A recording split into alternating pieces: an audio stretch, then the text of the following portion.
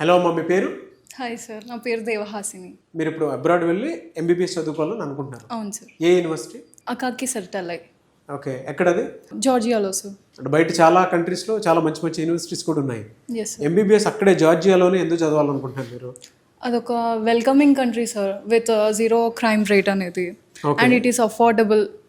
Indian students కూడా చాలామంది అక్కడ ఉన్నారు. ఇక్కడ ప్రాసెస్ అంతా ఏ విధంగా జరిగింది? అంటే కాంప్లికేటెడ్గా ఉందా? No sir, it's very smooth and all easy thing. ఎవరి రిఫరెన్స్ వచ్చారమ్మా ఇక్కడ మీరు? సుమన్ టీవీ గురించి సార్.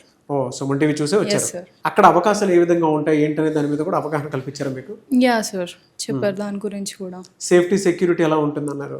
వీసోర్స్ వాళ్ళదే హాస్టల్ కూడా ఉంది సార్. సో 6 years వరకు సార్ వాళ్ళే మొత్తం సెక్యూరిటీ అంతా చూసుకుంటారు. అండ్ ఇండియన్ ఫుడ్ కూడా ఉంది. So it will be so good. ఇంకా ఎలాంటి బెనిఫిట్స్ ఇచ్చారు స్టూడెంట్స్కి వీసోర్స్ నుంచి? స్టూడెంట్ కార్డ్ మీద డిస్కౌంట్ వస్తుంది సార్. So it will be helpful. Okay, student card మీద డిస్కౌంట్ యా వస్తుంది. సార్. అది కూడా వీళ్ళే ప్రొవైడ్ చేస్తున్నారా? అది కూడా వీళ్ళే ప్రొవైడ్ ఓ, చేస్తారు. Very good, very good. ఎందుకు సార్ జార్జియా పంపించాలనుకుంటున్నారు మీరు ఎంబీబీఎస్ కోసం? జార్జియా అయితే సేఫెస్ట్ ప్లేస్. ఇంకేం చూసుకున్నారు?